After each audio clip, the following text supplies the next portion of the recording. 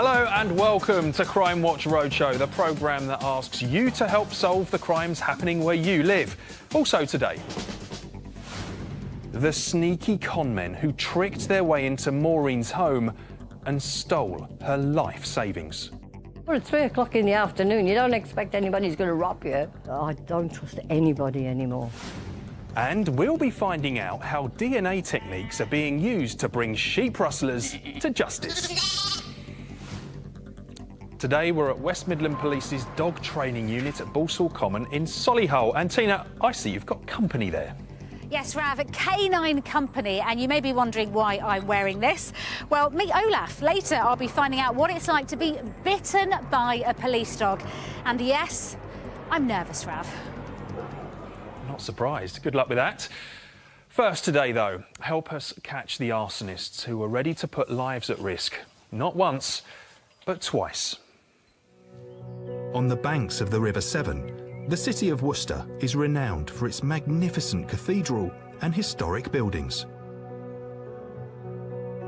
It's also home to a family-run takeaway business called Caspian Pizza. We've been trading in Worcester since the early 80s as a family, and it's a lovely place to be. That we're well known within the community. We've actually seen generations grow up from being little toddlers attending to pick up their pizzas with mum and dad to being young adults. But in December last year, the pizza shop became the target of some very unwanted attention. It was a normal Thursday night. We were relatively busy, as we always are in Worcester.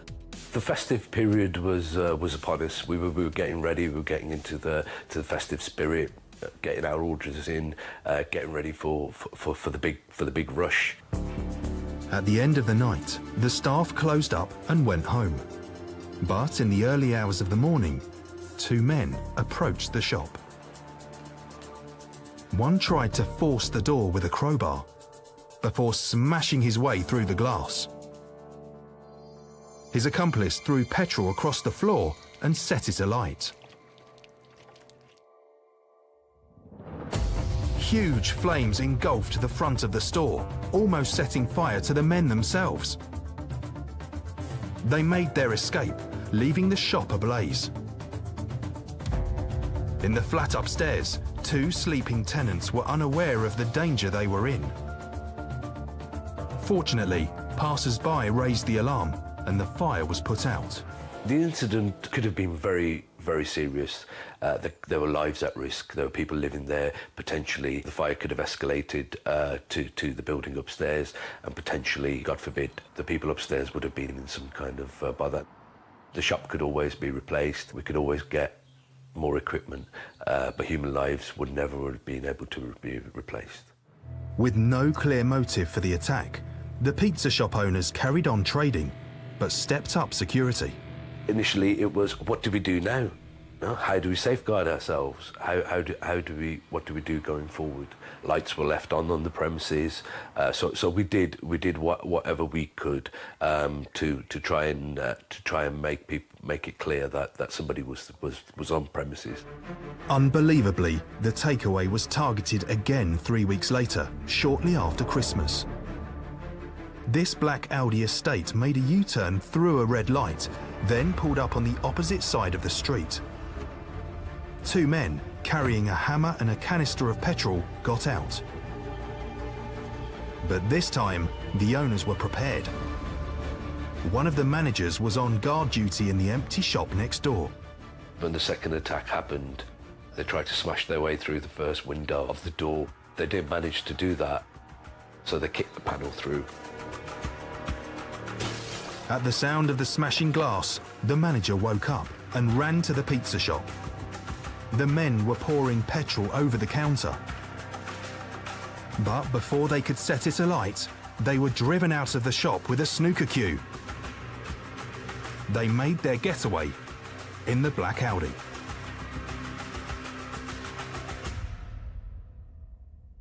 It was a complete mixture of emotions. There was the relief there, the fact that the shop was safe to an extent.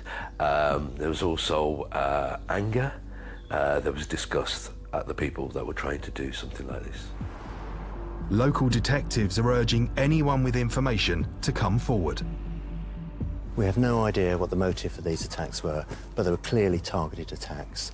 This could have been a lot more serious than it was. There were people asleep in the premises above the attacked pizza place, and this could very easily be a murder inquiry. It's only by good fortune that we're dealing with an arson. The two attacks have had a serious impact on Wasib. It's had the kind of effect on me that I didn't really want to be looking over the shoulder and to be expecting anything. Anything could happen. Very nasty. Detective Constable Dave Foley is with me now. Talk us through the first attack. Yeah, the first attack happened on the early hours of the 9th of December, around 4:30 hours in the morning. Two young males, aged late teens, early 20s. They broke down the door, smashed through the glass of Caspian Pizza in Worcester. They spread petrol all over the floor, and then they set fire to it and ran off. They ran off up London Road, and we believe they got into a black Audi estate, which then drove off in the direction of the M5 motorway. And the CCTV footage shows us this really could have been serious. It could have been very serious. There were people asleep upstairs. They probably didn't realise that at the time of the attack, but this could so easily have been a murder investigation instead of an arson investigation. Talk us through the second attack. The CCTV this time is really clear. Yeah, the CCTV is a lot better in the second attack, and that happened around 2:30 in the morning on the 28th of December, just after Christmas. And we believe it's the same suspects. We can't be 100% certain, but we believe it's the same suspects from the CCTV. They arrived in a black Audi estate car. They did a U-turn at the traffic lights and parked opposite Caspian Pizza. Two young males, again we believe they're young Asian males, they smashed the glass in the front door, and they actually spread petrol all over the counter from a green petrol can, and they were about to set it on fire, but because of the first arson attack, one of the owners was asleep next door, and he came through, confronted them. There was a bit of a scuffle, nobody was injured, and they ran off without setting it on fire. Had they done so, they could have easily engulfed themselves in flames. So, Dave, just to reiterate, you believe it's quite likely the same people were involved in both attacks, particularly since the same car seems to have been used both times? That's correct, yes, that's correct. The description of the people on the second attack, the one guy's a larger lad. He was wearing dark clothing and a balaclava. The other lad's wearing a teal-coloured jacket, Adidas shoes, and quite distinctive black and white trainers with a large wedged white sole on the trainers. OK, Dave, thank you. If you know who they are, please do get in touch. Rav. Thanks, Tina. Now, more incidents caught on camera in today's CCTV roundup. And just so you know, the first one is pretty nasty. It looks sunny outside, but this fella's all wrapped up. I wonder why. Threatening the shopkeeper with a knife, he forces his way behind the counter. He helps himself to cash and then turns his attention to the cigarette cabinet. Happy with his loot, he tries to make his getaway, but the shopkeeper has other ideas. Attempting to grab the knife from him, they get locked in a struggle. The masked man tries to break free by flinging her around like a doll. Fortunately, the shopkeeper wasn't hurt, but the crook still got away with around £120 in cash. Police need your help to catch this masked man.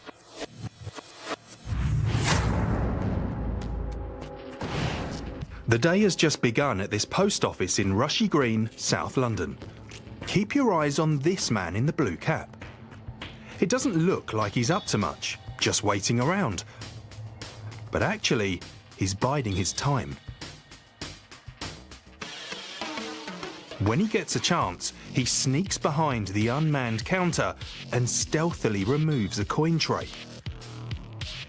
He's pretty nonchalant about it and stands in the entrance having a look around before deciding he better go. What he's not expecting is one of the female members of staff trying to stop him from leaving. Down goes the tray, with its contents pouring onto the pavement. He's still keen on his loot though, and resorts to picking up the coins off the floor. Police estimate he got away with a mere £10. If you recognise him, give us his name. If you know the names of anyone you've just seen, then we need to hear from you. Now is the time to call. Call us for free on 08000 468 999, or you can text us on 63399. Text CW, space and then your message. Text will be charged at your standard message rate, or send us an email. That's the address, cwr@bbc.co.uk. Tina. Thanks, Rav. Now, this unit spends a lot of time teaching dogs how to search for things. So we are about to put those skills to the test. Pete here has volunteered to be our suspect. You're going to go and run and hide while throwing away some evidence while you do that. We're going to give you a head start. Off you go. And in the meantime, we're going to take a look at some of the many ways they train dogs here. The West Midlands Police Dog Training Centre is one of the largest and most successful units in the UK. It houses 35 breeding dogs which produce up to 100 puppies each year. Around 80% of them will become operational police dogs. The most promising Springer Spaniel pups are selected for search dog training. We're looking at them from a very early age. We want to see that they've got good desire to go out and chase their ball, basically. Dogs that are very toy-driven are very helpful towards our training. We'll take them from the basics of how to find something, how to indicate on it, and then put all the package together to get the search dog at the end of the course. The dogs are put through an intensive 2-month training programme. Once the dogs are fully trained, we have a range of dogs that can search for firearms, illegal substances, cash and explosive substances. Paul King has been a dog handler for 14 years. His new canine partner is Cocker Spaniel Dash. Quite daunting after my first dog, Ben, who I had for 8.5 years. I see my dogs more than I do any of my family. My dogs are with me 24/7 because they live at home with us as well. So to have that working relationship with a dog is very, very strong. Today, Dash will be tested on his sniffing skills. He'll be searching for traces of drugs. For the purpose of this search, what I'm going to do is I'm going to put a cloth out that's contaminated with an illegal substance. I'll just place it in the wall down here, and this is what we will use for the indication training. OK, Paul, if you take your dog up to the wall, all I want you to do is to work the dog along the wall on the lead until we get an indication from him. Dash, sit, wait.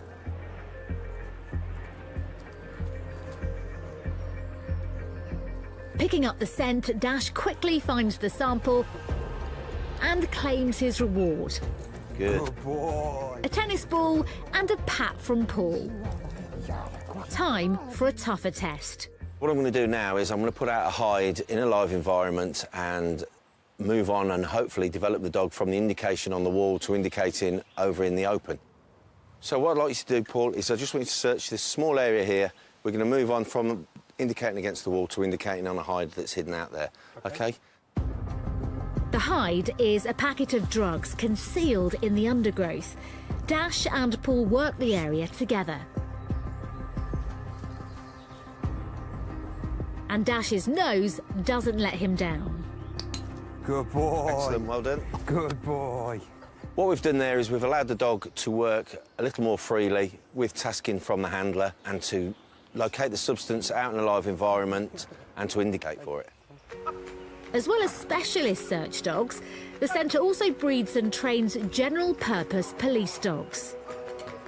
German Shepherd Olaf has recently completed his first stage of training and has been paired up with handler Keith Bennett. Yeah, it's really exciting actually to take on a new dog.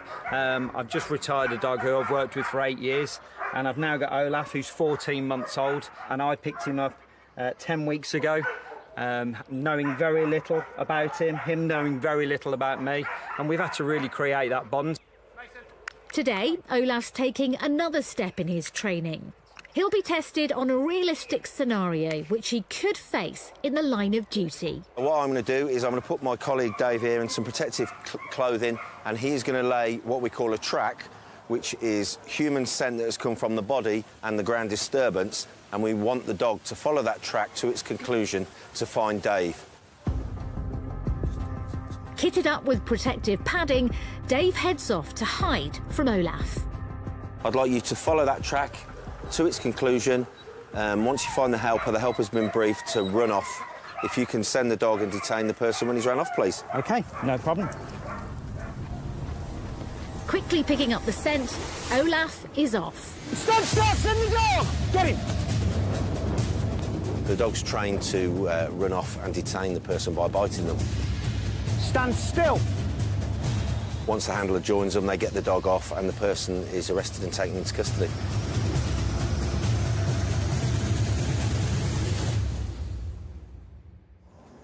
Pretty scary stuff, and later on I'll be finding out exactly what it's like to be bitten by a police dog, and yes, I can't wait. Now, a few minutes ago, we gave our volunteer Pete a head start in a search exercise. He's discarded some evidence as he ran away, and now Olaf and his handler Keith Bennett, who we saw in our film, are going to track him down. Off you go! Dave Raymond is from the dog unit. Dave, talk us through what we're seeing. Well, he's doing a property search at the moment. He's located it really quickly. It's such a small area, and it's a little bit visual. He's gone off there because it's a large item. That was really fast. It's really quick. It just shows you how quick the dogs can pick up on a scent, and obviously that item is a larger item, so it was, like I say, visually, like I said. Yeah. How long does that scent last for afterwards? It varies on the individual item. It could be depending on weather conditions, type of environment, but also the item that's been discarded as well. What type of objects do these dogs normally look for? Anything that's got human scent on it, so it could be a knife, it could be a hammer, purse, wallet, mobile phone. If it's got human scent on it, the dog will locate it. Right, he needs to find the suspect next. Yeah, we'll head across to the building. Pete obviously is fleeing to there and he will be hiding. Keith will give a challenge at the door. Right. And sending the dog to locate Keith. As soon as he gets in there, the dog should bark Police in to the front dog. of Come on now, send the dog. passage. Last chance. Come on, If send Pete the dog. decides to attack the handler or the dog will detain the suspect. OK, let's follow them through. As you can see, the dog's located there really quickly. He's been barking. Pete's decided to attack the dog, and the dog's now detained him. He's come off immediately, so the control is superb there for the dog. Yeah. He's come back to the bottom of the stairs, and he's now really, really calm with Keith. Yeah, that was really quick, wasn't it? Keith was completely in control the whole time, and Olaf's completely calm again, just seconds afterwards. Yeah, you can see police dogs are sociable. I wouldn't advise going up and stroking a police dog. You can see he's done his job and now he's switched off. The sociability is crucial for us. Well, a job well done. Thank you all very much. And later on, I'll be meeting the newest puppies on the block here at the dog unit. Good stuff. Thanks, Tina. Right, still to come on today's programme. The historic lanterns, which have been on the door of Chancel Primary School for 80 years, until thieves nabbed them. We want them back so much because how would you feel if somebody came to your school, jumped over the fence and got your lanterns? And the heartless gang posing as workmen to steal a pensioner's life savings. I saw a white helmet. I thought he was a workman, so I opened the door because I trust workmen. Well, you do, don't you? But first, in January this year, two friends were pushing their motorbike over a footbridge in Runcorn when they were subjected to a truly horrifying attack, which has left one of them, Stephen Curry, severely disabled. Stephen's mother, Doris, spoke to us about the moment she received the call to say something terrible had happened. And just to warn you, this is very upsetting. It was about 7:30, 7:45 when I got a phone call from Liam, just saying that they'd been attacked and Stephen had been stabbed. Like, it was so hard to see my son going out of my house that night on his motorbike. Well, and to come back and find him the same night in a hospital bed, near enough dead. Well, with me now is Detective Sergeant Steve Lodge from Cheshire Constabulary. Steve, clearly a terrible ordeal for the family. What do we know about the incident? The incident took place about 7:30 p.m. on the evening Monday, the 23rd of January 2017. The two friends were crossing the footbridge that goes over the A533 from Beechwood to Hallwood Park in Runcorn. They stopped for a short time for a rest as we were pushing Stephen's motorbike, at which point the two attackers have come from behind with what is described as bats and bars and started to attack Stephen and his friend. OK, yeah, they were both attacked and both seriously injured. Yes, they were. His friend has a broken wrist. Stephen was stabbed in the eye with one of the weapons that he used, which has caused him to lose his right eye. And he also has an injury that's similar to a stroke, which has made him severely injured down the left side of his body. OK, well, we can hear now from Stephen about the devastating impact that it's had on him. I had to learn to walk again and talk again. I need my arm again because I couldn't use my arm. I got to be a leg brace because I got to walk on the walker, the aid and all that. I couldn't walk at first. Just so vicious. What do we know about the attackers? We know the attackers are both white males, both of slim build. One is described as being 5'7", the other being around about 5'9". They were both wearing dark coloured North Face jackets with the hoods up and Nike 110 trainers, and one of the offenders is describing as having some kind of scab or something near his lip. Possibly something on his lip, On his OK. lip, yes. Now, also, the bike was taken. It's not been seen since. You were appealing for this as well. The bike is very important to us. Somebody will know where this bike is. It's a black Honda CR-V 450 off-road bike, commonly known as a scrambler with a blue seat. The bike hasn't been recovered. Somebody will know about this bike, where it is, may have been offered it to them for sale.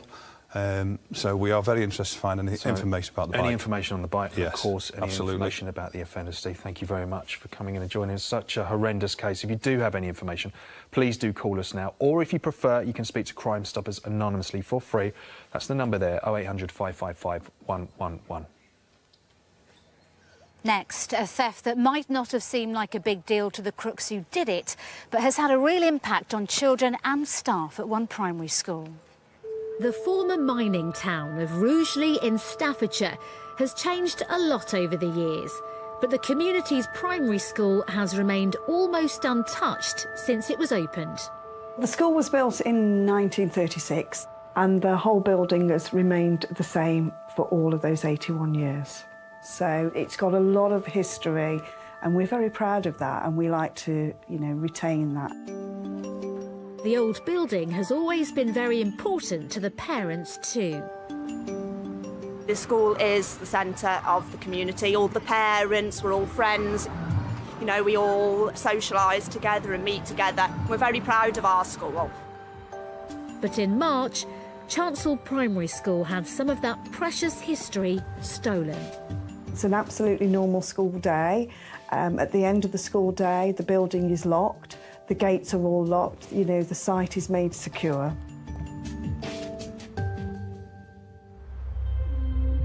Late on the evening of March the 7th, two men arrived at the school gates, but they weren't looking to do any late-night revision. First, they tried their luck opening them. They were locked, but that didn't deter the intruders. One of the men began to scale the 6-foot metal gates.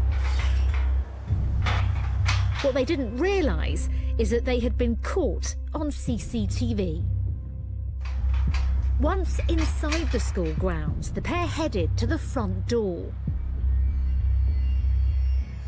They had their eyes on two Art Deco lanterns fixed there. Armed with a crowbar and drill, the men began trying to pull the historic lanterns from the wall. After struggling for 20 minutes, the crooks finally ripped the lights free and made their escape. You quite clearly see how carefully and delicately one of the males actually places the lanterns onto the floor. That would lead me to believe that the offenders are more than aware of the monetary value that these lanterns hold. If they were to be put on sale, they would sell for thousands of pounds because of the fact that they are antiques, they're original lanterns. When we saw the thieves on CCTV, it made me feel sick to the stomach. It was so distressing to watch. 81 years of history just gone like that.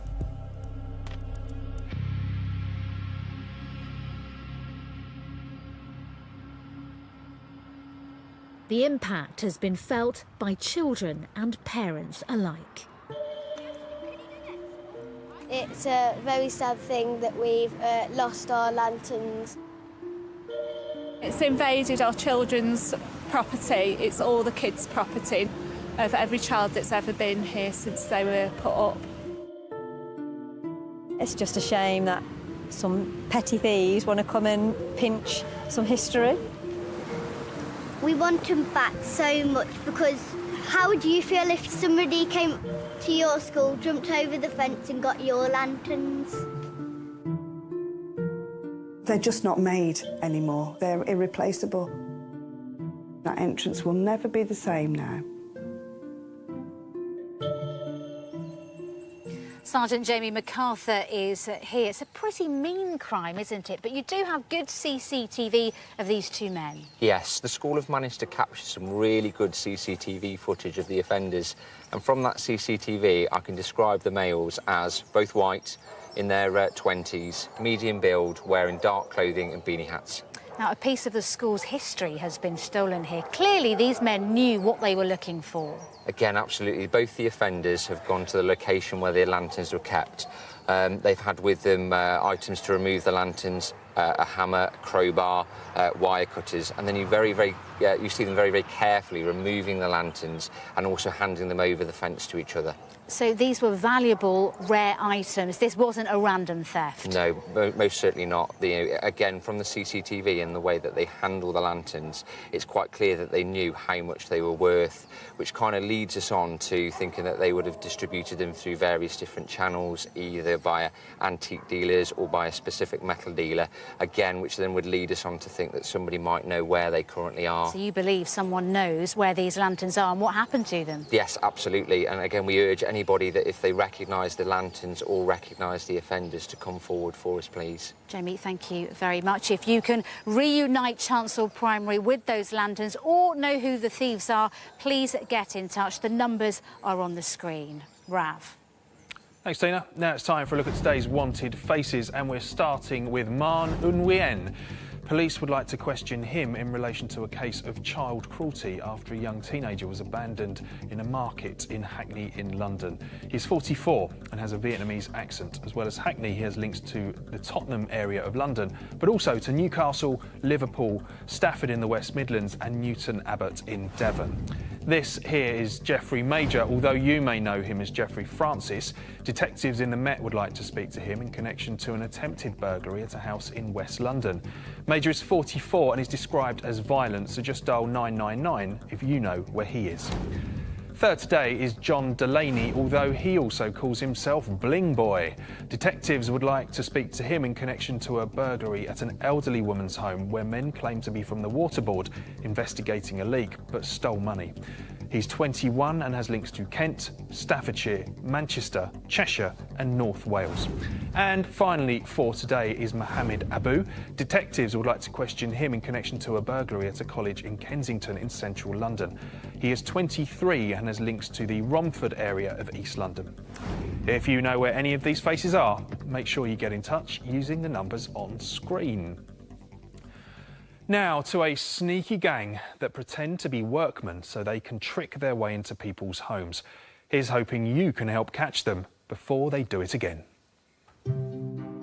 The suburb of Kitts Green in Birmingham has been home to 77-year-old Maureen Griffiths for half a century.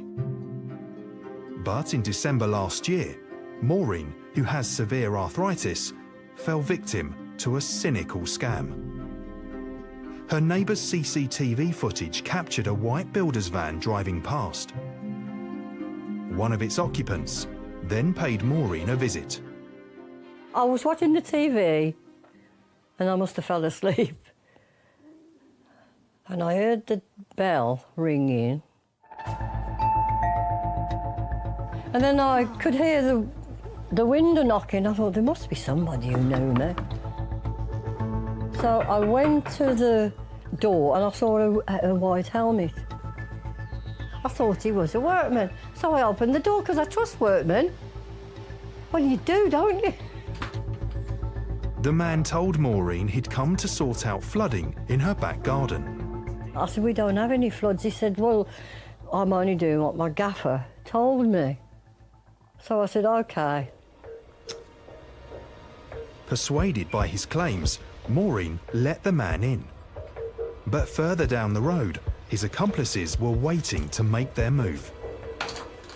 Maureen locked her front door, but when the man made an excuse to open it again, her suspicions were aroused. I said, where are you going now? And he must have opened the door. He said, I'm letting the cat or the dog out. I said, I haven't got a cat or a dog. As the workman led Maureen out of the house and into the back garden, she began to feel increasingly uneasy. I just didn't like him. I thought there's something not right about him. I couldn't put my finger on it. With Maureen distracted, the man's accomplices let themselves into the house and ransacked the front room. And I could hear a noise in there and voices. I thought, well, that's not next door. The three intruders struck lucky and made their escape with a large amount of cash. Come on. I rushed in, as they must have heard, and they disappeared. I didn't know who was in there. All I could see was on the floor. Everything was tipped up. And I thought, oh my God. And he came in. I said, look at the mess. He said, it was like this when I came. I said, no, it wasn't. I said, I don't leave a mess like that. In just a few minutes, the gang had stolen £18,000 of her life savings. As the fake workman walked away, Maureen realised she'd been the victim of a cruel distraction burglary. I received a phone call from Mum's neighbour. Said she'd been robbed by 4 men. I felt sick, literally sick, and just scared that she'd been hurt. I took Mum's life savings. She's got grandchildren and great-grandchildren, and I'm sure she'd like to give them a little bit of spending money for things. But now she's got nothing. It's all gone. They took it all. This incident has obviously had a long-term effect on our victim. She's been financially, emotionally and mentally upset by what's gone on. It's really important for me that we catch the offenders in this case quickly to prevent other members of the public becoming victims. Well, it's 3 o'clock in the afternoon. You don't expect anybody's going to rob you. And that's the last thing that enters my head. For Maureen, it has been a traumatic and life-changing experience. Since this has happened, she locks the door. Even when I arrive, she puts the lock on, the chain on. She's always looking out the window at different cars. She wants to know who the people are in the area. Anyone walking past, oh, I don't know them. She's just so nervous. It's sad. I don't trust anybody anymore. Don't pay you, does it?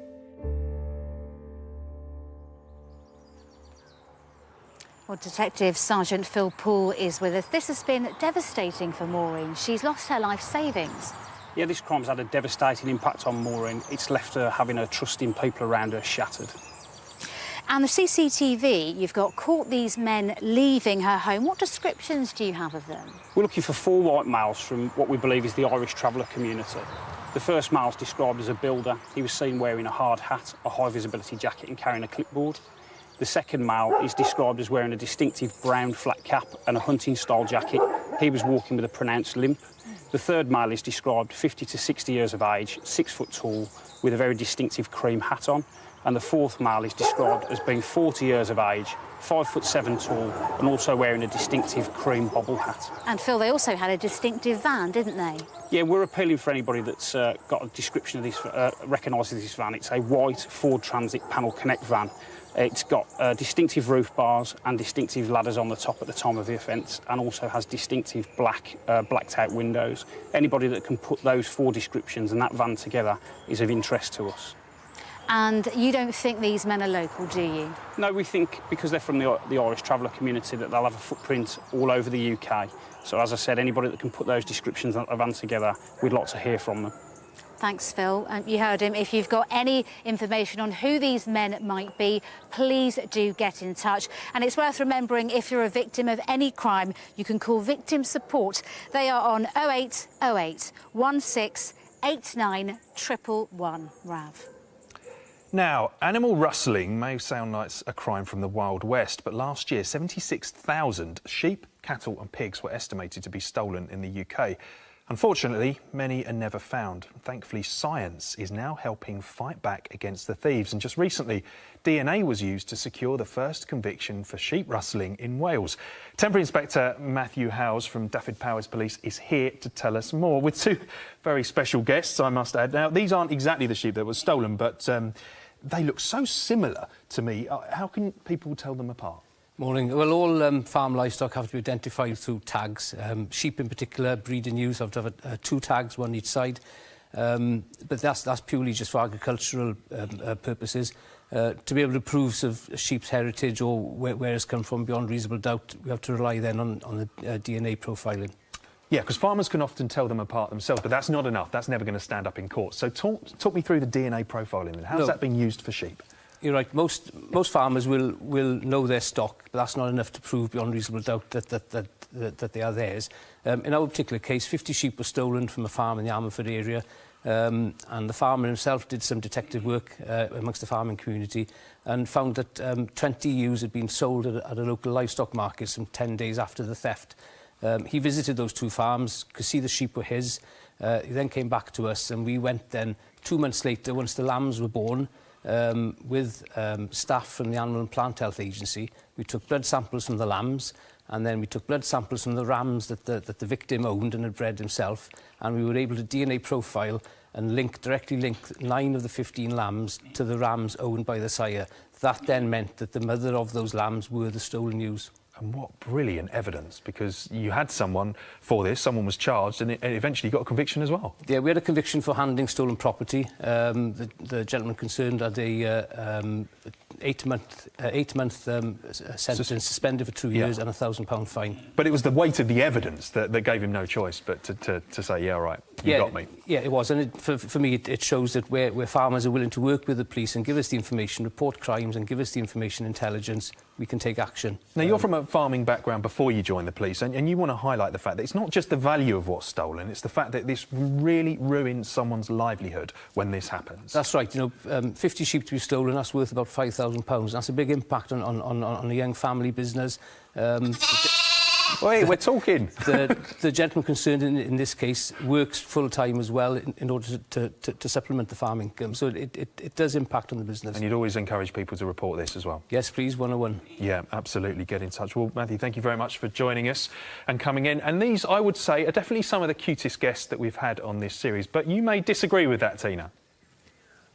Oh, I don't know about that, Rav. You've got some serious competition here. This is the newest litter of Springer Spaniel pups here at the dog unit. They are just a few weeks old and incredibly cute. It will be at least a year before they start their proper training as working police dogs. And in the meantime, they need a lot of TLC and very careful handling. That is the process Stormzy and Anna are going through over here. Let me take Stormzy from Thank you. It's your job to look after these young puppies. Yes. Tell me about that. Well, what we're tasked with is to get the dog socialised. They've got to be confident when they start their working life. So we take them out, we take them everywhere, we get them used to all different sorts of sounds, sights. It's very rewarding. They are quite a handful. They are, yes. You've been doing this for incredibly 17 years. Just over 17 years, yes. Why is that? I love it. It's very rewarding. And you're doing your bit for the community, you're putting a bit back into the community. But you get a lot, all dogs are different, and you get a lot from handling them. OK, well, I'm going to give Stormzy back to you just for a moment and come and talk to another puppy walker, Gareth Taylor. PC Gareth Taylor, so you are a policeman, but you don't work for the dog unit. Yeah, that's And you're looking after Jenga, who is how old? She's coming up to 18 months old now, so... Yeah. Ready to start her training? Ready to start her training, ready and waiting. Yeah, she's all ready to go. And what is it that motivates you when it comes to looking after her job? Yeah. That's good motivation. Absolutely, yeah. It's been a dream of mine to get onto the dog unit for a number of years, so it's all good experience. Yeah, and how difficult is it to give them back at the end? Really difficult. It's incredibly difficult. Thankfully, one of the puppies who I've previously walked, her handler keeps in touch with me. She's working in Dorset, so... he's very nice, great, keep in touch, sends me pictures and updates, and Gareth, he's great. Thank you very much. I think I'm going to find it very difficult to give Stormzy back, but I will be back in a moment with a police dog that's been lined up to bite me. Ouch. Thanks, Tina. Just time for a quick update now. And you may remember yesterday we asked for your help after a postmaster was threatened by a robber with a knife at his post office in Erdington in Birmingham. Detectives wanted to identify the man seen on CCTV. Well, officers tell us they're now chasing up a potential name. Also, yesterday we were with the West Midlands Police cannabis disposal team. It was an action-packed show, but the drama didn't end there because just a few hours later, team manager Mike Hall, you can see him here, was flagged down by a passing motorist and ended up delivering a baby at the roadside. So a very busy day for Mike, and I'm happy to say mum and baby are doing well. Tina, where are you tomorrow? Well, Rav, I will be in Wiltshire tomorrow seeing how paramedics train for extreme incidents like chemical spills and train crashes. And we'll also be out and about with ambulance crews in Bristol to see how they deal with time wasters who call 999 unnecessarily. Now, I am a dog lover as much as the next person, but we are about to test that to the limit. Keith is here with Olaf, his German Shepherd, who is about to bite me. I can't believe I'm saying that. Dave, talk me through how much control Keith has. Keith has got complete control of this dog. He's safe, he does all the obedience, you release instantly as soon as he asks you to. You're in all the safety equipment here, you've got the sleeves on, you're not going to be coming in any danger, really. So when you're off your arm, Keith will send the dog in to detain you. OK, should we do this? Are you ready? Not really, but let's do it anyway. OK, Sin. Get her! Keep fighting the dog. Yeah. Stop fighting him. Stop fighting the dog. Oh. Stop fighting him. And whenever you're ready, Keith will release the dog. Olaf! So instantly, the dog is released. That's the safety mechanism there. So as soon as Keith asks for that dog to release, he automatically must let go of that sleeve and then come back to his handler. OK, that was slightly terrifying. Even with all this padding, that was scary. I would not want to be someone who Olaf is chasing for real. And Rav, I'm sure you wouldn't want to be either. Ouch, rather you than me. For more details about the crimes on today's programme, go to our website. But before we go, here's another look at this morning's wanted faces. If any of them look familiar, then pick up the phone and tell us where they are. We'll be back tomorrow morning just after breakfast. Until then, do take care. Bye-bye.